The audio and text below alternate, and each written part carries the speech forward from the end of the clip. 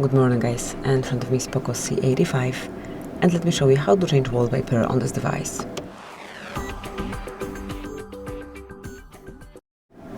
So at first, open the settings, then find and select Personalization, and now pick the photo that you want to cover your screen with.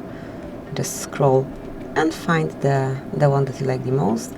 You can obviously mark and see if it's okay, and if not, mark cancel and pick another one, for example this one.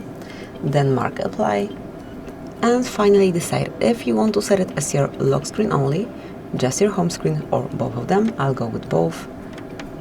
Turn off mixed wallpapers, let's stay with one, and that's it. As you can see from now on, this brand new wallpaper, just go back, this brand new wallpaper is covering your home screen. So that's it. This is how you can change wallpaper on your device. Thank you for watching.